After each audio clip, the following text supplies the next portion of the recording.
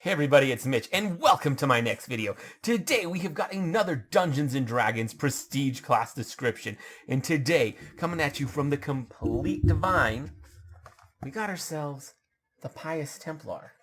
So today we're going to be talking about what is the Pious Templar. We're going to be talking about what it takes to become a Pious Templar. We're going to be talking about what you get as a Pious Templar. And finally, we're going to be talking about how good is the Pious Templar actually. So let's get started. So the Pious Templar, basically it is a prestige class that's really all about that they're religious idols, really. Like basically these guys are people that really follow their religion to a T. These guys follow the faith. They believe in their God more than most typical worshippers, and they have been gifted divine powers in return. So that's more or less what they are. A lot of the times you'll see them as like temple guardians at the various temples that they might worship.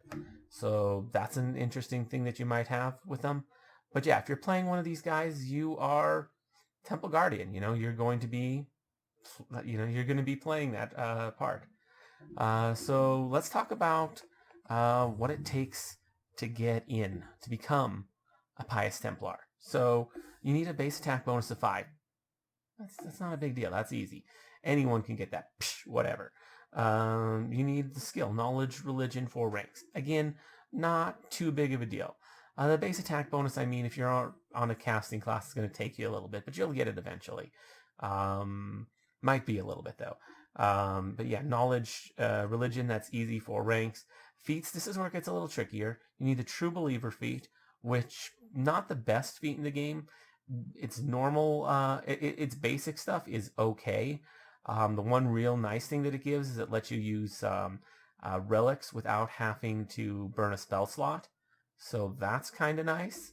But that's mostly all that gives. And then you get weapon, and then it requires weapon focus with your deity's favorite weapon.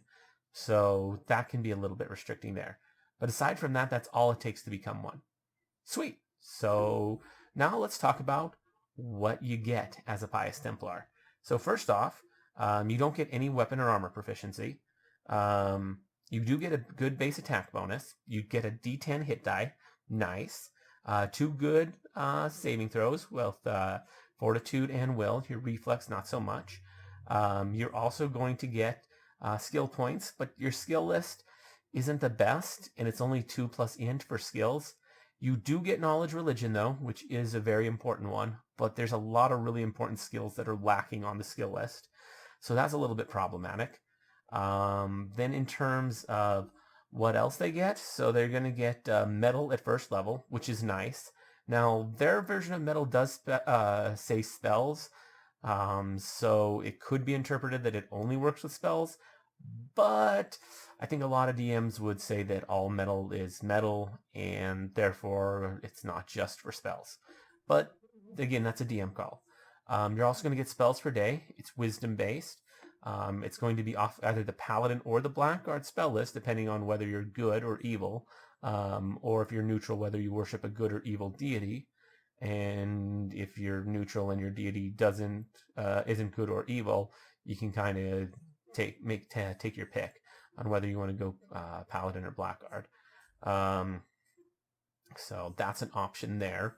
And that is all wisdom based. And you do get the spell casting pretty quickly. So in the 10 levels that you get for this class, you're looking at getting all 4 levels of Paladin spell casting. Or all getting 4th level Paladin spells. So that's pretty nice. And you're getting decent numbers, 2 of everything except for 4th level, which you only get 1 of. Still not bad, though. They gain Smite, which is very similar to a Paladin's Smite ability. And it does, to some extent, stack with the Paladins. It's a little complicated how that works, but yeah.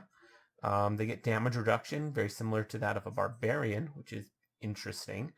They gain weapon specialization, so that's kind of cool, an extra +2 damage. It's not the greatest thing in the world, but it is what it is. And they get a bonus feat off the fighter bonus feat list at 4th and 8th levels. So decent all around.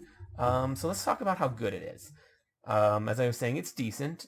You get into the paladin casting pretty quick, which is nice. So if you will have a non-paladin character, this is a pretty good way to just give them paladin spells.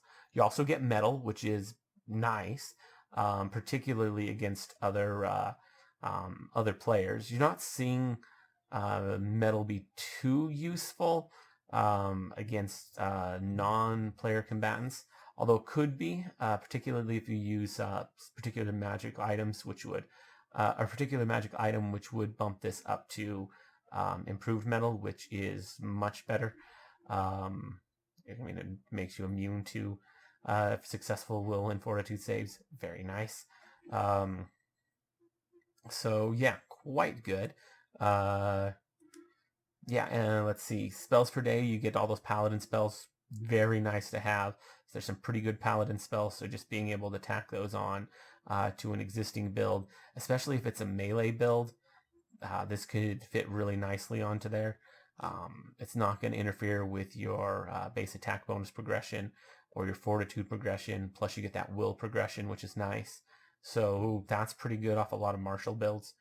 You get smite, so you'd probably prefer melee over ranged, just because smite's going to work a lot better on melee. Damage reduction's all right. Weapon specialization's okay. The bonus feats, they can be decent. There is it does specify that if you do a feat like improved critical, your fighter bonus feat for that has to be for your deity's favored weapon. So anything that specifies a weapon, the weapon you specify has to be your deity's favorite weapon for those two feats. You can still do whatever for your other feats. It's just the two for this do have that restriction. So that's all right. It's not really the end of the world. So yeah, that's basically what they are. I'd say they're pretty solid. Not the best prestige class in the world. Certainly not the worst either. Pretty decent overall. But that's really all I have to say about the Pious Templar. If you have anything else, feel free to leave that down below in the comments. If you haven't done so already, please give the video a like. Maybe subscribe for more videos just like this. But anyways, as always, I'm Mitch. I'll be seeing you.